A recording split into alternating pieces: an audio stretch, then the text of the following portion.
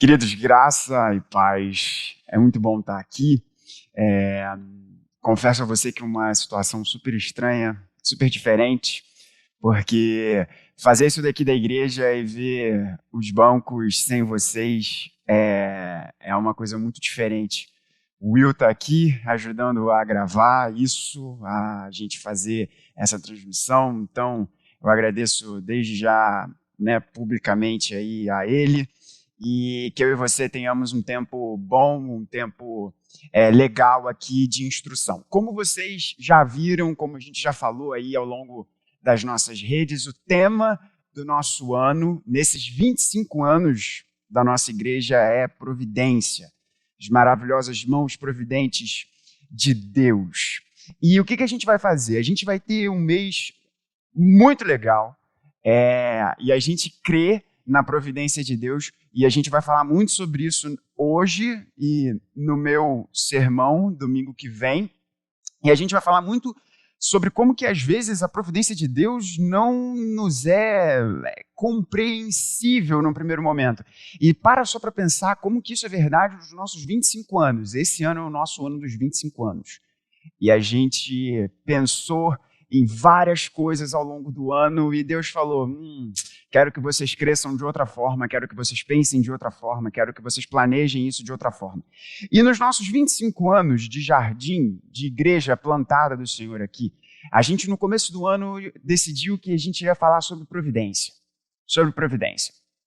E a gente vai ter um mês super legal, nós vamos ter pessoas super queridas, pessoas abençoadas, que vão abençoar o nosso coração, que não apenas vão trazer mensagens para a gente, mas vão também ter momentos de interação conosco. Então, a gente já tem aí coisas para você guardar no seu coração, de você estar presente com a gente pelo Zoom, de maneira virtual, em que a gente vai poder ter um bate-papo super bacana com teólogos de peso nesse tema da providência de Deus.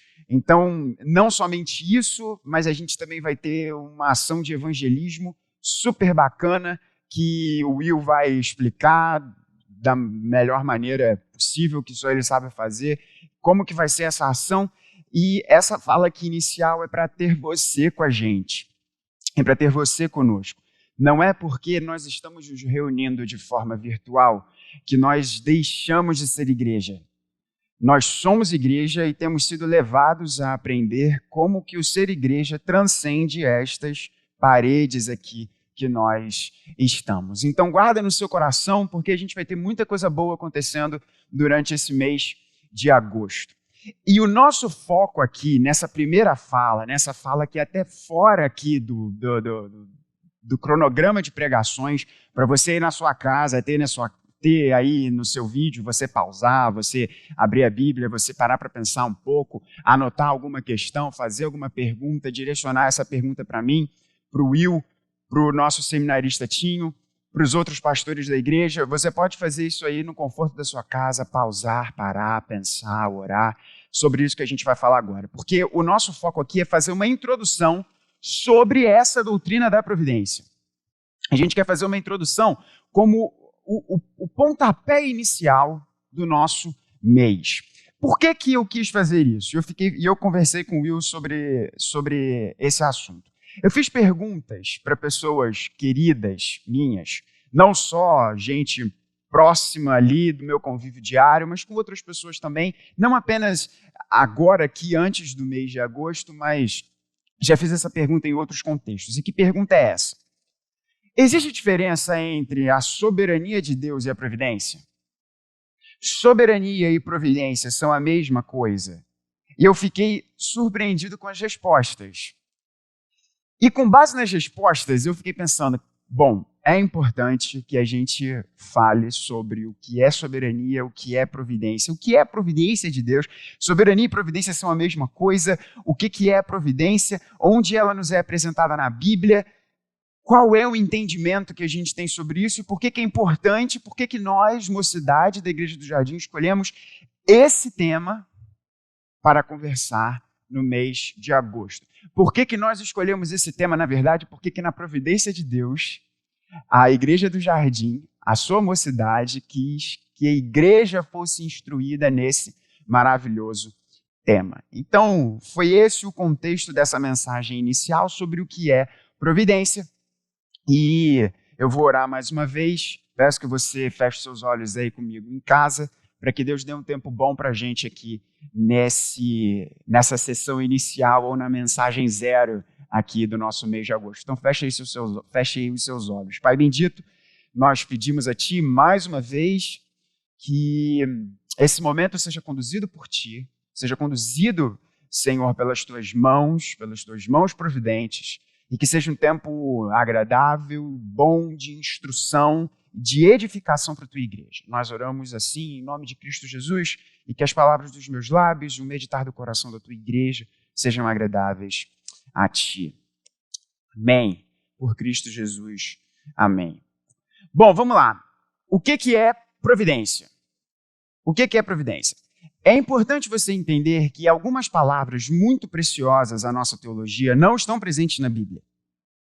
Isso pode parecer um pouco estranho no primeiro momento, mas como que uma palavra tão importante da teologia não está presente na Bíblia? Muitas palavras preciosíssimas para a nossa teologia estão ali presentes e nós vemos essas palavras o tempo inteiro, como, por exemplo, propiciação, como, por exemplo, justificação, como, por exemplo, realidades abençoadoras em relação à fé, em relação à ressurreição de Cristo Jesus, ao seu sacrifício. Porém, nem todas as palavras que nós utilizamos de forma tão preciosa na nossa teologia estão presentes na Bíblia. Mas o fato delas não estarem presentes na Bíblia não significa que elas não sejam verdadeiras e permeiem toda a palavra de Deus. Quer ver um exemplo disso? Trindade. A palavra Trindade, ela não está presente na Bíblia.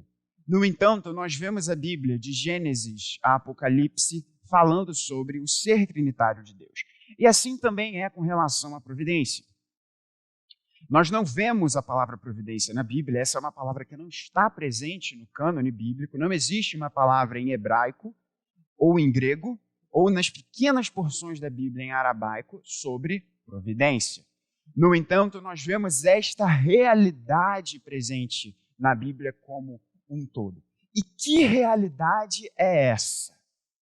A gloriosa realidade de que Deus utiliza a sua soberania, ou seja, a providência é a soberania de Deus em ação para guiar, sustentar e cuidar de toda a sua criação. Essa realidade é uma realidade que está presente ao longo de toda a Escritura. Então, da mesma forma que a palavra Trindade não está presente na Bíblia, no entanto, a realidade do ser trinitário de Deus nos é claramente demonstrada, assim também em relação à sua providência. Ou seja, esta realidade de que Deus cria e que Deus tem um propósito maravilhoso para todas as coisas, e Ele não tem apenas o ato inicial de criar e o ato de consumar, mas Ele também coordena todas as coisas para que esta realidade aqui alcance esta realidade aqui. Então, esta realidade, ela é presente ao longo de toda a Escritura, e a gente vai falar sobre alguns textos em que essa realidade nos é apresentada. Alguns teólogos vão nos falar que a providência, e eu já vou dizer o que significa o latim, a palavra em latim, provide, a gente já vai chegar lá, mas alguns teólogos, e o principal deles foi William Ames, no ano de 1576, eles vão identificar a providência como a ação de criação contínua de Deus. Em oposição a uma ideia de que Deus criou, deu a corda no relógio e saiu. Nessa época de William Ames estava muito presente a ideia de um deísmo. A ideia que algumas pessoas têm ainda hoje, mas que não chamam de deísmo, que é a ideia de que você tem uma força criadora, porém essa força criadora ela não intervém, ela não age, ela não coordena para que as coisas cooperem para alcançar determinados objetivos. Então, William James vai dizer que Deus não apenas cria, mas nós temos um Deus que cria continuamente. Não no sentido de criar do nada as coisas, mas no sentido de criar e fazer com que estas coisas continuamente avancem para o propósito glorioso de Deus. Essa doutrina também está muito presente nos nossos símbolos de fé. A gente tem a Confissão de Fé de Westminster, que é o nosso documento principal de catequese. Nós temos os nossos catecismos falando claramente sobre a doutrina da providência. E eu separei um dos nossos catecismos, o Catecismo de Heidelberg, na sua pergunta logo número 1, para falar para você quão doce é essa doutrina. Olha que coisa interessante que o Catecismo de Heidelberg nos diz. Não pertenço a mim mesmo, mas pertenço, corpo e alma, na vida e na morte, ao meu fiel Salvador, Jesus Cristo. Ele também me protege de tal maneira que nem mesmo um fio de cabelo cairá da minha cabeça, sem que seja da vontade do meu Pai no céu. De fato, todas as coisas devem operar conjuntamente para a minha salvação. Olha que coisa interessante, o que os autores desse importante instrumento nosso de catequese nos ensinam. Nenhum fio de nossa cabeça cai, sem que o nosso Pai do céu permita ou queira que aconteça. De fato, todas as coisas devem operar conjuntamente para a minha salvação.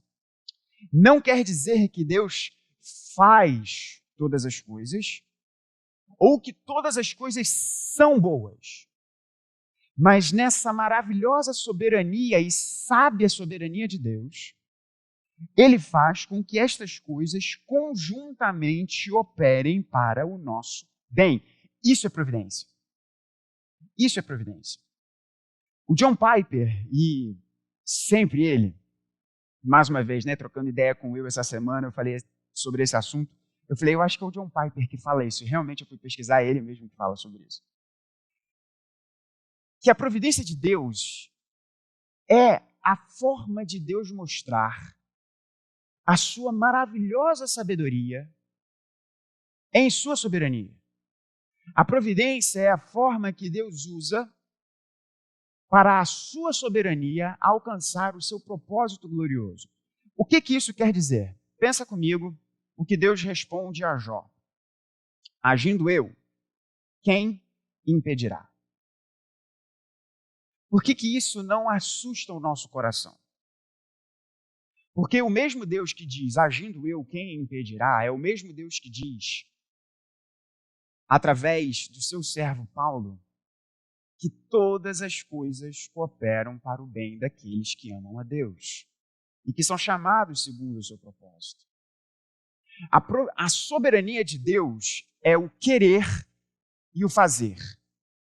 A providência de Deus é essa gloriosa sabedoria do nosso Senhor para querer e agir para que todas as coisas alcancem o glorioso propósito de Deus. E qual é o glorioso propósito de Deus? Mostrar a todos a sua glória, o seu valor, a sua justiça, a sua beleza. Então a providência é a sabedoria de Deus demonstrada através da sua soberania. Existem 3 tipos de passagem na Bíblia que vão nos mostrar claramente sobre a soberania de Deus. E aí você já começa aí ou continua a anotar. O primeiro grande bloco de passagens que falam sobre a providência de Deus é a providência de Deus em nossa salvação.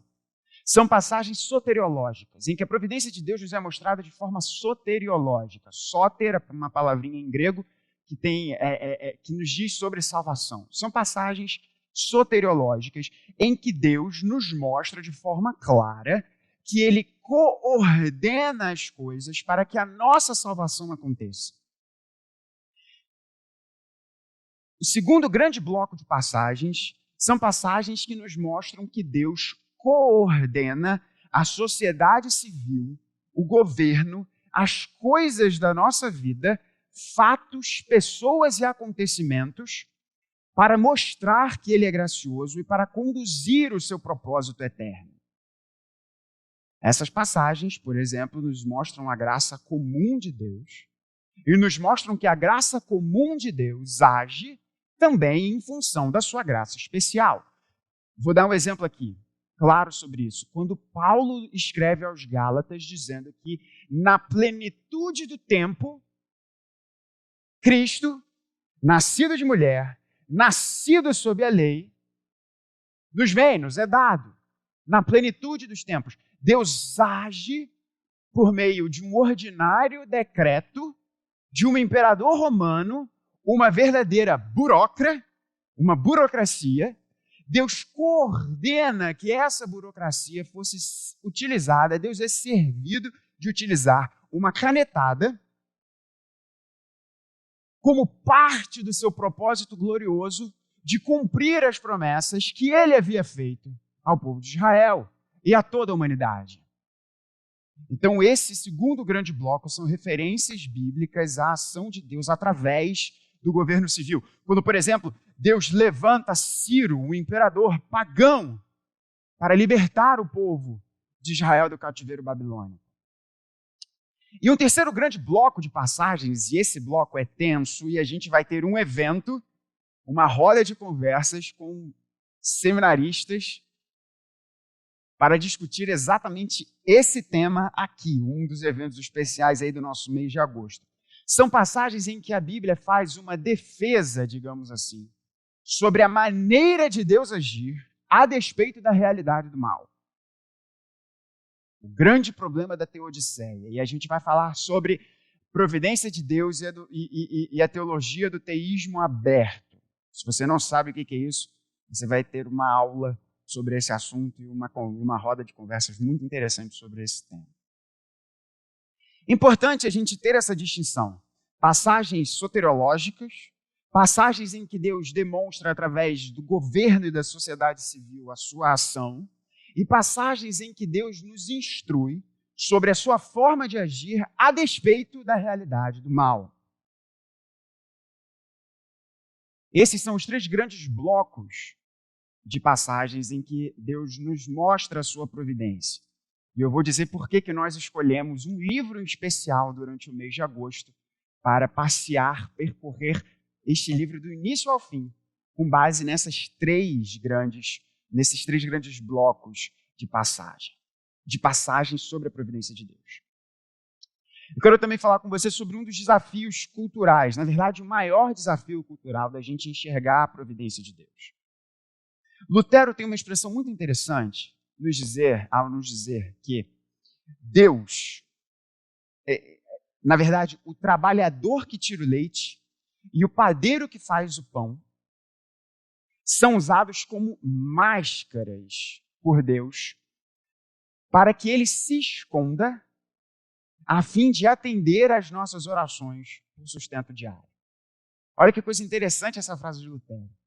Que, na verdade, o padeiro que faz o pão e o cabra que tira o leite, na verdade, são máscaras pelas quais Deus se esconde para atender às nossas súplicas de pão diário.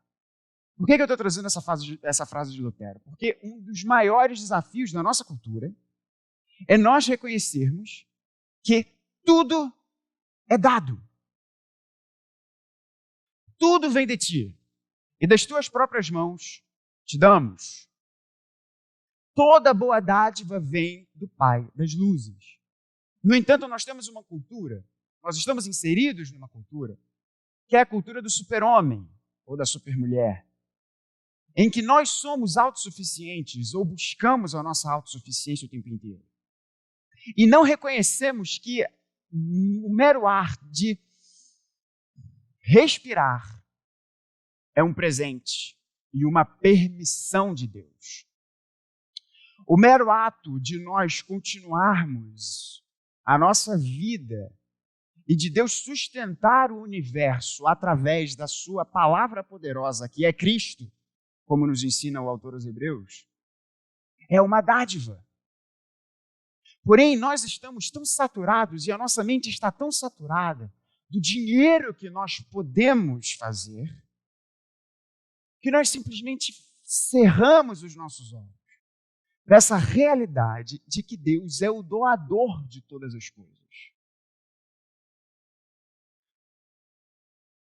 O padeiro que faz o pão, o leiteiro, são as máscaras pelas quais Deus se esconde para atender às nossas súplicas diárias. A doutrina da providência, ela é uma doutrina que nos humilha, porque ela nos faz enxergar o nosso verdadeiro papel em relação a isso. Em relação a isso, eu digo em relação à vida. De que Deus é o doador de todas as coisas. E nós recebemos da sua generosidade. E quando nós estamos inseridos numa cultura que quer que eu e você pensemos exatamente o oposto disso, crer e descansar na providência de Deus é um desafio. Vamos lá. Algumas categorias teológicas aqui importantes para a gente entender a doutrina da providência. A principal categoria, à guisa de introdução, porque nós vamos falar muito sobre providência ao longo de todo o mês, é a doutrina do concurso, ou do latim, concursus. Calvino, nas suas Institutas, nos diz que quando afirmamos só lhe deu a glória, ou seja, quando afirmamos somente a glória de Deus, isto não representa uma negação que tanto o médico quanto Deus, em sua generosidade, curam. Um é a causa secundária desta cura, ou a causa instrumental desta cura, ao passo que o outro se revela como a causa primária ou fundamental desta cura. Vamos entender aqui o que o nosso Calvinão estava falando. E a fala de Calvino com a fala de Lutero se combinam aqui. Vamos dar um exemplo bíblico. Exemplo bíblico. Quem libertou o povo de Israel do cativeiro babilônico? Quem libertou o povo de Israel do cativeiro babilônico?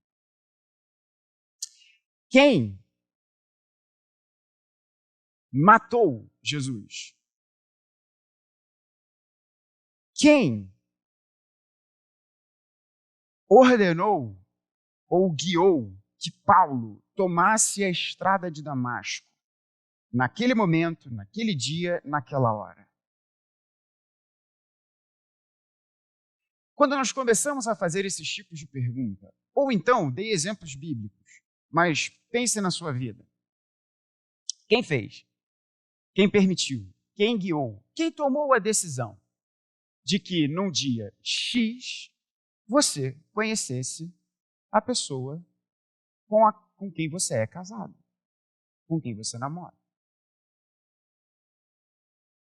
Naquele dia ou naquela noite gloriosa em que seu filho e sua filha foram concebidos. Isso foi por intermédio de quem?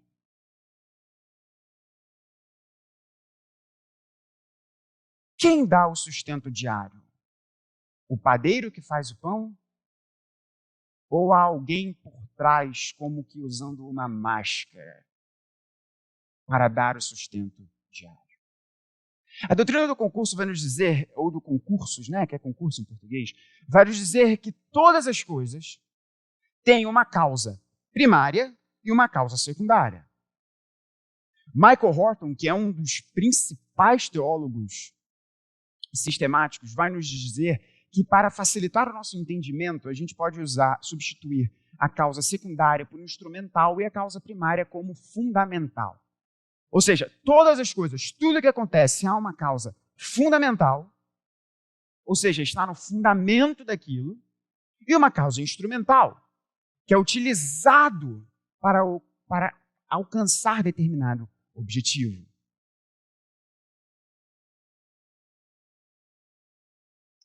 No exemplo de Ciro libertando o povo de Israel, não foi Ciro quem libertou o povo de Israel, foi Deus.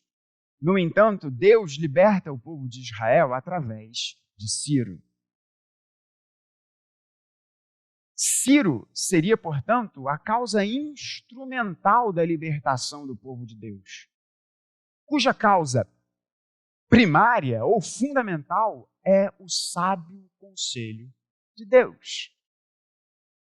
Quando nós trazemos esse conceito para o nosso dia a dia, é interessantíssimo de nós, porque nós pensamos que todas as coisas que ocorrem conosco, por mais que os nossos olhos não consigam perceber, nós temos o próprio ser de Deus ali dirigindo os nossos passos. E até o mal que nos acontece ou que nós fazemos, Deus é servido de utilizar esse mal para um propósito bom. Seja através da disciplina que Ele irá proporcionar a nós, seja através do arrependimento que nós devemos buscar em relação a isso, seja através de outras coisas que na própria providência de Deus Ele é servido em fazer. Lembre-se, por exemplo, de José dizendo aos seus irmãos: o mal que vocês intentaram contra mim, Deus transformou isto em bem. O importante teólogo François Turretin vai nos dizer que podemos ter confiança de que Deus opera todas as coisas conjuntamente para o nosso bem, apenas porque todas as coisas são decretadas pelos sábios conselhos de Deus. E é maravilhoso isso, porque você pode descansar que todas as causas instrumentais na sua vida, na minha vida, têm um propósito glorioso, porque essas causas instrumentais são determinadas, permitidas pelo próprio ser glorioso de Deus.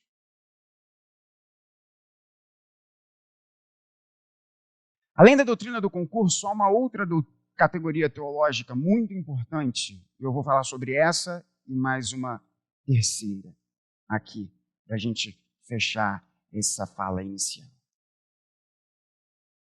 É a categoria teológica do revelado e do oculto. Deuteronômio 29:29 nos diz que as coisas cobertas pertencem ao Senhor, nosso Deus. Porém, as reveladas nos pertencem, a nós e a nossos filhos, para sempre, para que cumpramos todas as palavras desta lei. Existem coisas que são secretas, porém foram reveladas num determinado momento. Vou te dar um exemplo.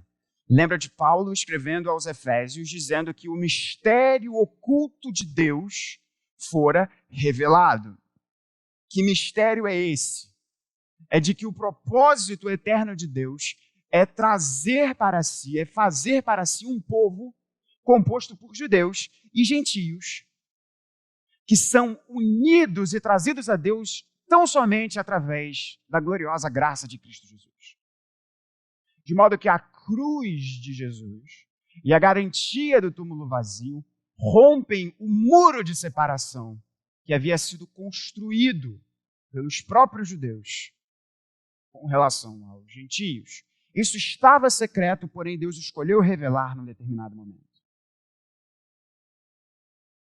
Porém, existem pontos que não nos são revelados.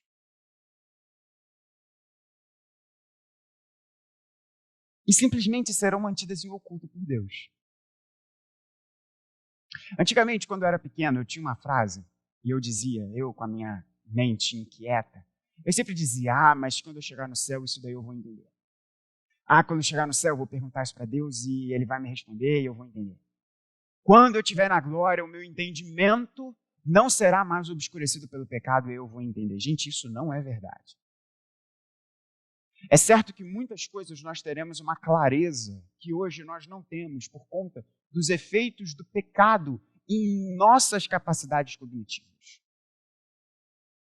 Mas existem pontos que são ocultos e irão permanecer ocultos aos nossos olhos e ao nosso entendimento, tão somente porque existe uma diferença fundamental entre criatura e criador.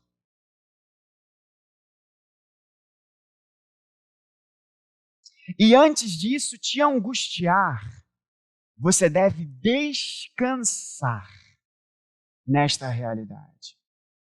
Algo que eu já falei em várias outras oportunidades, nós não teremos respostas para todas as coisas. Mas em todas as nossas inquietações nós encontraremos descanso. E a doutrina da providência nos lembra isso. Há coisas ocultas que serão reveladas. Há coisas ocultas que foram reveladas. E há coisas ocultas que permanecerão ocultas. Por fim, uma outra categoria teológica importante nessa relação de providências, vamos lembrar, a providência é Deus levando a sua criação ao seu propósito eterno. E o caminho pelo qual Deus faz isso de forma sábia é a sua providência. É a categoria da providência e milagre.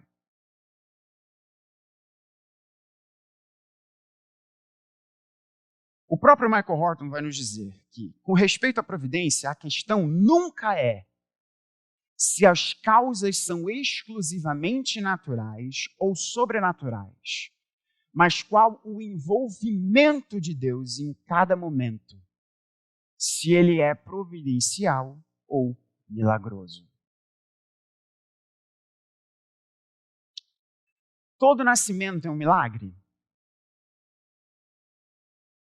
Sim.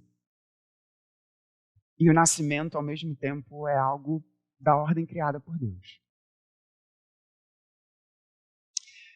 Nós não podemos ter um pensamento de que Deus só age através das coisas extraordinárias. Deus conduz a história, porque Deus não é apenas o dono dela, mas Deus é o principal ator da história. Portanto, Deus utiliza das coisas ordinárias para realizar a sua vontade. E por vezes Deus subverte a própria ordem natural, que é serva dos seus conselhos sábios e eternos, para de uma forma extraordinária atuar. Mas em ambos os casos Deus está agindo. Eu tenho uma preciosa amiga do meu coração que faz uma oração que eu acho linda. Costumeiramente, ela agradece a Deus por estar presente em sua rotina. Para pensar nisso. Quão glorioso é nós pensarmos que Deus está presente em nossa rotina. Em nosso acordar, em nosso levantar. Deus está ali presente. Não pertenço a mim mesmo, mas pertenço corpo e alma, na vida e na morte, ao meu fiel Salvador Jesus Cristo. Ele também me protege de tal maneira que nem mesmo um fio de cabelo meu cairá, sem que seja da vontade do meu Pai no céu.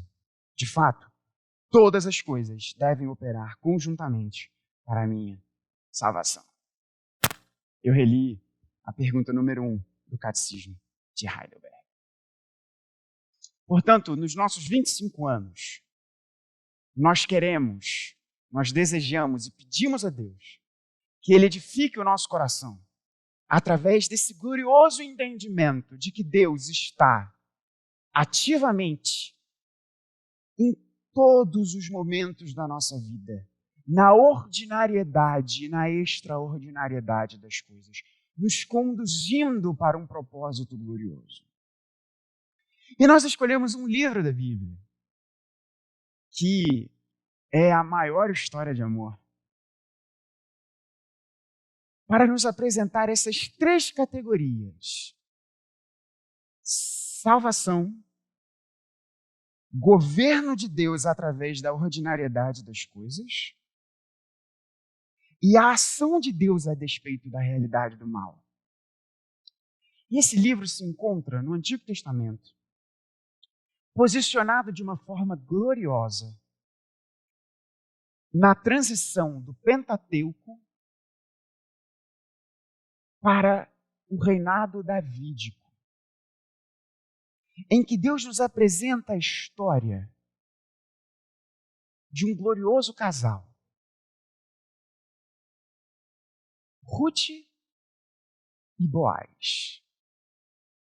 E nós vamos ver nessa pequena, grande história de amor, que leva o nosso coração para a maior história de amor, que é Cristo e sua igreja. Nós veremos como Deus, por meio da casualidade, essa expressão que está presente no texto do meu sermão, inclusive, vai utilizar, vai agir, vai mexer nas coisas, por vezes de uma forma em secreto, por vezes de uma forma clara, aos olhos destes nossos irmãos do passado, para mostrar o glorioso propósito seu. E Ruth, que é uma estrangeira pagã no início do livro, termina sendo apresentada como uma daquelas que está na linhagem do Salvador, que é o nosso Senhor Cristo Jesus. Mas nós não apenas veremos a ação de Deus em sua providência no livro de Ruth, mas nós também veremos a ação de Deus no livro de Esther, no momento em que Deus parece que é esquecido na narrativa. Inclusive, ele não é nem referido. E o reverendo Joel Teodoro vai nos trazer essa mensagem e vai ter um bate-papo conosco sobre a doutrina da providência. Mas nós também não veremos apenas a narrativa de Esther, mas também veremos sobre a providência de Deus no momento delicadíssimo do povo, que é a reconstrução do templo. E veremos como Deus demonstra a sua providência através de Neemias. E o nosso querido Chiquinho, presbítero, seminarista e secretário do nosso presbitério do trabalho de juventude, irá trazer esse maravilhoso conteúdo para nós. Viremos também o grande propósito de Deus de levar a sua criação, a nova criação.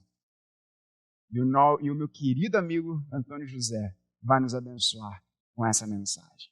Nós estamos muito animados para que Deus, na sua providência, utilize todas essas mensagens e o livro de Ruth para fortalecer o seu e meu coração nessa gloriosa doutrina de Deus, em que Ele, em sua sabedoria, utiliza toda a sua soberania para levar a sua criação aos seus propósitos gloriosos.